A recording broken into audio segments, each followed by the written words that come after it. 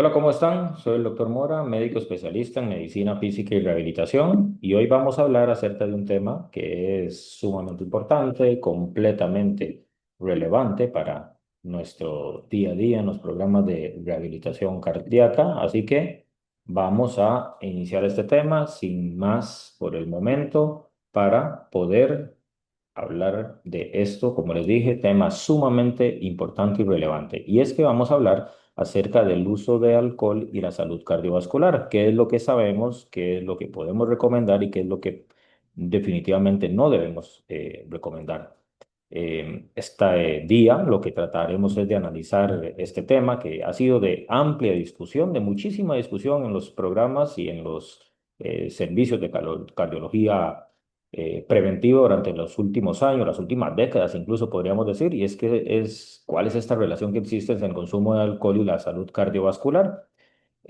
Durante muchos años se ha difundido la idea de que el consumo moderado de alcohol y sobre todo lo que es el vino tinto podría ser beneficioso para el corazón. Sin embargo, la evidencia científica reciente, la más actualizada, ha cuestionado seriamente esa hipótesis y es lo que vamos a tratar de analizar en este momento. Así que, como les digo, en esta presentación vamos a revisar qué dice la evidencia actual. Ok, ¿cuáles son nuestros objetivos? Los objetivos de esta charla van a ser cuatro.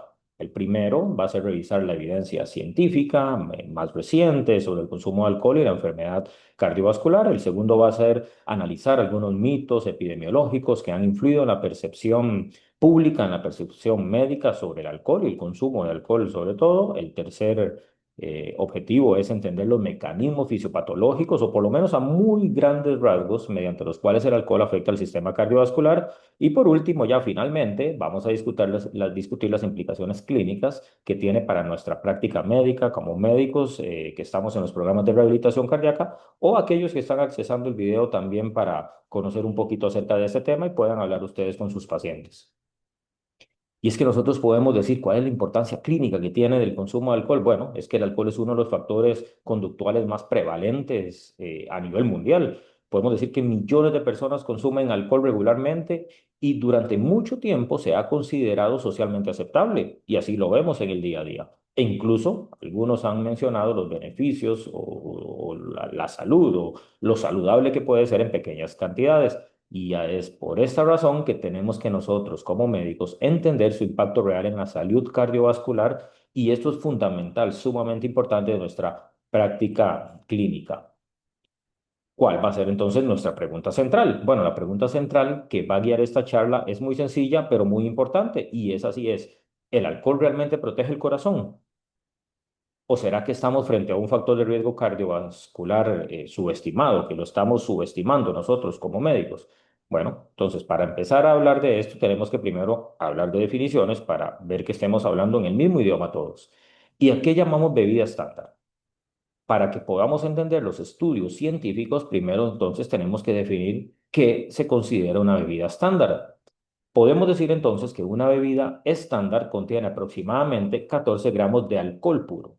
¿A qué equivale esto en el día a día, en la práctica? Bueno, son 350 mililitros de una cerveza regular, esas latitas de 12 onzas, o una copa de vino de 150 mililitros, o una medida de licor ya fuerte de 45 mililitros. Así que vean, esto es una bebida estándar. Tenemos que tenerlo bien claro el concepto para que podamos después aconsejar o desaconsejar la práctica o tener por lo menos un parámetro adecuado para comparar nuestras recomendaciones. Los estudios epidemiológicos suelen clasificar el consumo en diferentes niveles. Entonces, hablamos de consumo moderado, definido como la ingesta en mujeres de una o menos de una bebida por día, teniendo definido la bebida, ¿verdad? O la bebida estándar, como la mencionamos anteriormente en la diapositiva anterior. Y en hombres, menos, o sea, dos o menos de eso, bebidas al día. Definida nuevamente como una bebida estándar que mencionamos en las diapositivas anteriores. Así que podemos decir, repito nuevamente, hasta una bebida en mujeres, hasta dos bebidas por día en hombre.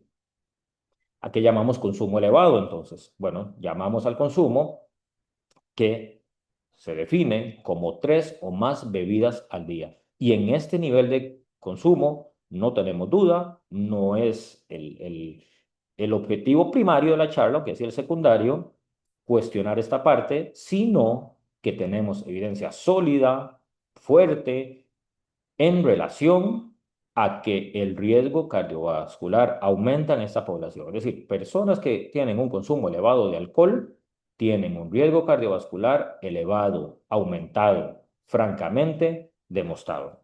También existe lo que llaman el binge drinking o el tomador compulsivo, ¿verdad? El tomar compulsivamente, que es aquellos que toman 4 o más bebidas en mujeres, 5 más bebidas en hombres en un solo episodio. Es decir, no se vale acumular la dosis. No se vale decir, los hombres, por ejemplo, 2 bebidas al día, entonces yo me tomo 14 el domingo, 14 el sábado, no se vale. Es el tomador compulsivo, es precisamente el que se sabe también que tiene un mayor riesgo cardiovascular. Entonces, veamos la importancia de tomar esto, porque no es inusual que nuestros pacientes nos hagan estas consultas en relación con, ¿puedo tomar? Y si puedo tomar, ¿cuánto puedo tomar? Y si acumulo todo para un fin de semana o para cuando hay un partido, ¿es viable o no es viable? Bueno, sabemos que no debe ser así y definimos ya el tomador compulsivo y el tomador excesivo, ya lo definimos en las diapositivas anteriores. Ahora, ¿de dónde viene este concepto? Y es que durante varias décadas se difundió también la idea de que el consumo moderado de alcohol podía proteger el corazón. Y esta idea se basó básicamente en estudios observacionales. Sabemos que los estudios observacionales, pues evidentemente van a tener una calidad menor que los experimentales también y que muchos de los estudios, ¿verdad?, que van a ser eh, de una mayor calidad de evidencia. Y es que mucho de esto venía o era argumentado, ¿verdad?, por lo que se conoce como la paradoja francesa. ¿Y qué es la paradoja francesa? Bueno, que básicamente en Francia se observaba que Francia tenía menor mortalidad por enfermedad coronaria a pesar de una dieta que podríamos decir relativamente rica en grasas saturadas. Y de aquí venía todo esto. Entonces, basado en esa paradoja francesa, empezó a generarse la recomendación del vino tinto. ¿Por qué? Surgió la hipótesis precisamente que parecía ser que el vino tinto era el que podría tener esos efectos cardioprotectores y empezó a recomendarse, entre otras cosas, a partir de esta paradoja francesa. Ahora, ¿qué es lo que ha pasado? Que se veía que como uno de los componentes e identificado como el más importante era el resveratrol. El resveratrol es un polifenol que está presente en el vino tinto precisamente y fue identificado como el principal responsable de estos efectos. O así se pensaba y así empezó a recomendarse a partir de eso. Entonces todo viene de esta paradoja francesa y los estudios observacionales que demostraban esta curva en J que llamamos. Ahora, ¿cuál era el problema del resveratrol? El problema era que las dosis utilizadas en los estudios eran inviables, eran mucho mayores que las que una persona podría obtener consumiendo vino. Tanto así como que podríamos decir que, por ejemplo, tendrían que consumirse 100 botellas de vino al día para alcanzar las dosis mínimas recomendadas para generar ese efecto del resveratrol sobre el óxido nítrico y generar esa protección cardiovascular en los pacientes o en las personas que estaban participando en los diferentes estudios. Entonces ahí viene lo que acabo de mostrar, la famosa curva en J de la ingesta de alcohol. Y es que muchos estudios observacionales describieron precisamente esto, como la llamada curva en J, donde lo que se veía, así para resumirles, era que los abstinentes tenían mayor riesgo que los consumidores moderados y los consumidores moderados tenían menor riesgo. Asimismo, los consumidores elevados tenían un mayor riesgo cardiovascular. Entonces ahí venía esta curva donde la recomendación era que el consumo moderado era cardioprotector, que la abstinencia aumentaba el riesgo y que el consumo elevado aumentaba el riesgo. Sin embargo, realmente estos estudios tenían muchísimas limitaciones metodológicas como mencioné anteriormente, entre las cuales están ser observacionales y ya vamos a mencionar algunas de estas. ¿Y cuáles eran unas de estas? Bueno, que en parte de los grupos que llamaban los abstinentes había un sesgo importantísimo, lo que llamaban los seat quitter bias, y eran que eran pacientes abstinentes en los estudios que en realidad eran extomadores, bebedores, incluso algunos con consumos excesivos que tenían de previo y que habían dejado de consumir alcohol precisamente por recomendación médica. Es decir, se les había recomendado no pueden tomar alcohol porque tienen una condición o una enfermedad adquirida que les contraindica claramente el uso de alcohol. Así que estos pacientes ya venían con alteraciones o con un mayor riesgo de fondo. Entonces, por supuesto, iba a generar un sesgo importantísimo en los estudios, pero también podemos hablar del Healthy User Bias, que es aquellos pacientes que realizaban un consumo moderado de alcohol suelen tener un estilo de vida más saludable,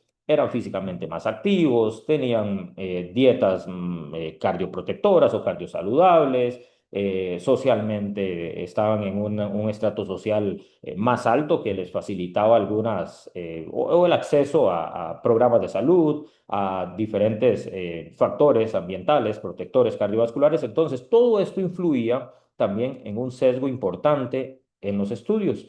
Y además, posteriormente a esto, en los estudios mendelianos, ¿verdad? Con la aleatorización mendeliana, se demostró también que había pacientes que tenían una mayor predisposición a tomar y una menor predisposición a tomar. Entonces, la evidencia genética también demostró que había pacientes con cierta susceptibilidad que podían con menores dosis o incluso, ¿verdad?, con dosis muy, muy pequeñas y ocasionales, tener mayor daño. Así que es importante tener esto en cuenta. Entonces, ¿qué hallaban estos estudios genéticos? Bueno, mostraron que las personas, repito, genéticamente predispuestas a consumir menos alcohol, tienen menor riesgo cardiovascular. ¿Qué quiere decir esto? Que parecía ir de la mano en estudios genéticos el menor riesgo cardiovascular con el menor consumo de alcohol. Entonces, vean la importancia de aprender a leer los estudios o aprender a cuestionar lo que haya que cuestionar y analizar de forma adecuada las cosas. Recuerden que también había industria que metía un poquito la mano en esos estudios, había intereses económicos y otros detalles, ¿verdad? Que afectaban precisamente a la industria del alcohol. Así que tenemos que aprender a leer bien esos estudios. Ahora, en relación, ¿verdad?, con algunos otros factores de riesgo cardiovascular, ya para entrar en detalle de qué nos produce el alcohol y la salud cardiovascular, bueno, la presión arterial es dosis dependiente. Sabemos que una mayor dosis de alcohol eleva la presión arterial, así que es dependiente, completamente es dosis dependiente. No parece tener tanto efecto en dosis moderadas o en dosis bajas en relación con los cambios de presión arterial, pero sí con un mayor consumo hay un mayor riesgo de hipertensión arterial y de mal control de la presión arterial en pacientes ya diagnosticados. ¿Y por qué se daba esto? Bueno, porque entre los mecanismos involucrados se incluye la activación del sistema simpático, por supuesto que la disfunción endotelial, que es bien conocida relacionada, ¿verdad?, con la toxicidad propia, ¿verdad?, del alcohol. También, en relación con el perfil de lípidos, se ha visto que el alcohol genera un aumento del HDL y de los triglicéridos también. Sin embargo, ese aumento de HDL no puede atribuirse como un factor protector real por la complejidad de la enfermedad cardiovascular, donde sabemos que por supuesto no depende solo de HDL, sino de muchísimas otras cosas. Así que podríamos desaconsejar y no, por lo menos, ni siquiera en moderado, hasta el día de hoy tenemos evidencia de que tenga una disminución cardiovascular propia en los factores de riesgo y en el riesgo de enfermedad cardiovascular el consumo moderado de alcohol. Así que aumentar el HDL no necesariamente reduce los eventos cardiovasculares y mucho menos en esta población. En, en, en relación también con lo que es enfermedad arterial coronaria y el supuesto beneficio, podríamos decir que hasta el día de hoy es incierto. Los consumidores moderados no han mostrado, ya cuando se quitan los sesgos, el sequitur bias y el healthy eh, drinker, ¿verdad? También, cuando quitamos esto, realmente los estudios lo que han hecho es que la diferencia entre el abstinente y el de consumo moderado desaparece.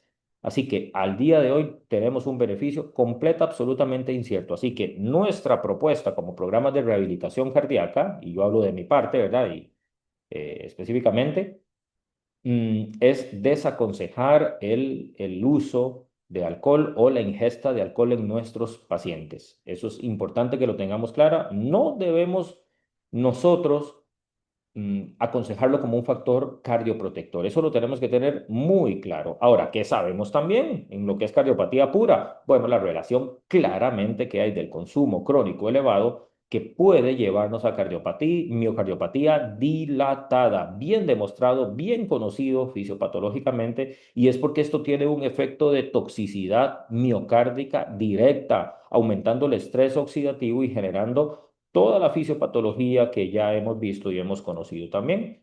Además, el riesgo de evento cerebrovascular es mucho mayor en pacientes que tienen una ingesta de alcohol, sobre todo mencionamos, ¿verdad? Como digo, no es el objetivo principal porque lo tenemos muy claro y creo yo que todos lo tenemos muy claro que es la alta ingesta de alcohol correlaciona con los factores de riesgo cardiovascular y con el riesgo de morbimortalidad por causa cardiovascular, bien conocido desde hace muchísimo tiempo. También tenemos mayor riesgo de arritmias o disritmias cardíacas, siendo el principal representante la fibrilación atrial, bien demostrado que incluso en pequeñas cantidades de alcohol puede aumentar el riesgo de fibrilación atrial o fibrilación auricular en nuestros pacientes. Es completamente consistente, es completamente conocido y absolutamente clara la relación que tiene el alcohol con fibrilación atrial o fibrilación auricular.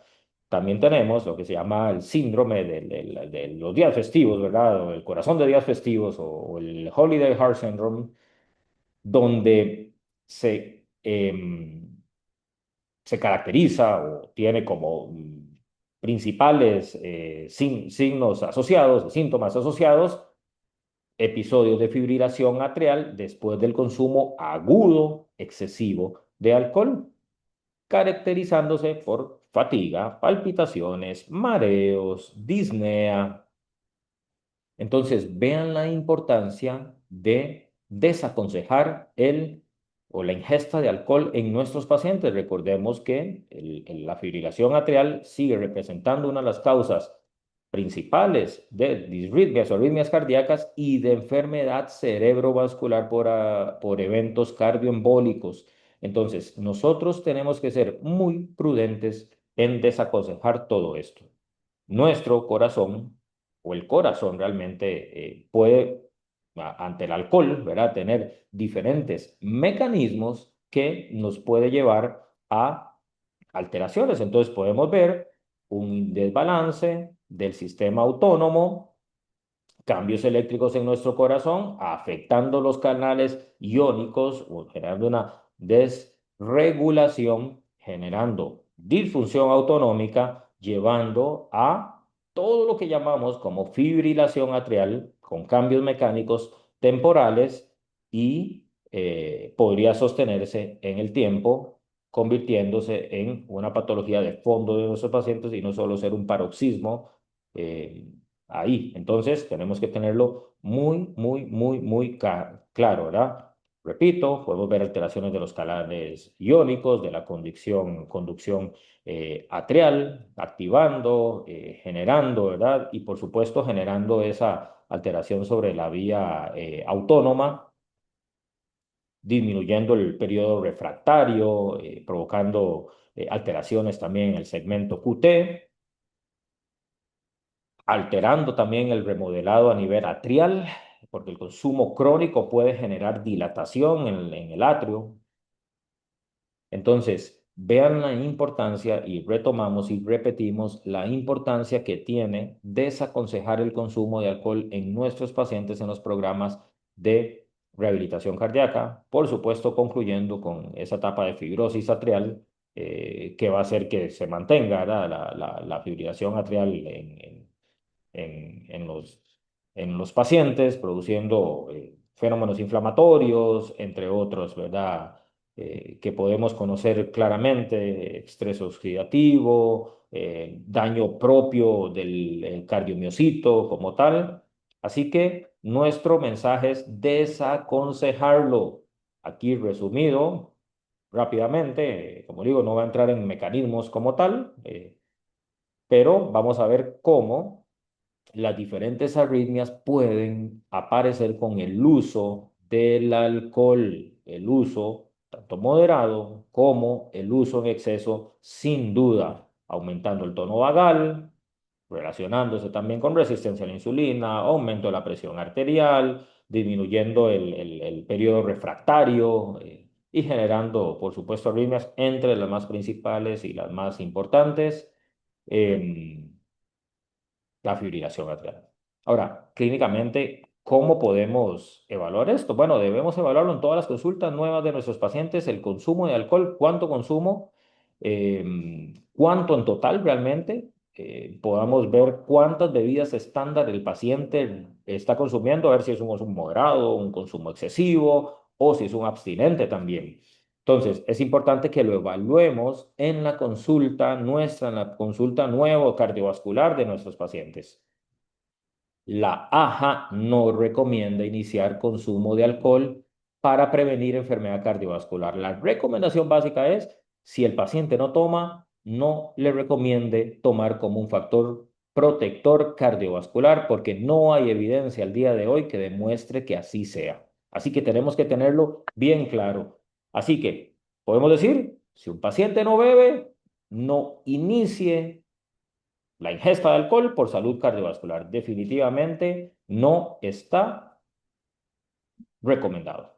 ¿Cuáles son los límites sugeridos? Bueno, en mujeres una o menos de eso, una bebida al día. En hombres dos, perdón, o menos bebidas al día para que puedan mantener ese consumo moderado, ¿verdad? Que es el que semeja un poco más al abstinente también. Definitivamente tenemos que evitar al tomador compulsivo, aquel que acumula la dosis y tiene y va a acumularla y a tomar en exceso un día. Debe evitarse también. Y muy probablemente tenemos que tener claro, el alcohol es un factor de riesgo cardiovascular subestimado. Mucha gente no le da la importancia que tiene y parte de la charla de hoy es ver y revisar y darle la importancia que tiene el alcohol como factor de riesgo cardiovascular. Así que podríamos decir que la evidencia actual sugiere que el consumo elevado de alcohol aumenta claramente el riesgo cardiovascular, que el beneficio del consumo moderado es incierto. Por lo tanto, el alcohol no debe considerarse una estrategia cardioprotectora. Así que espero que hayamos podido aprender un poquito y que lo pongamos en práctica con nuestros pacientes para que estén mejor y en nuestros programas de rehabilitación cardíaca. Así que concluimos.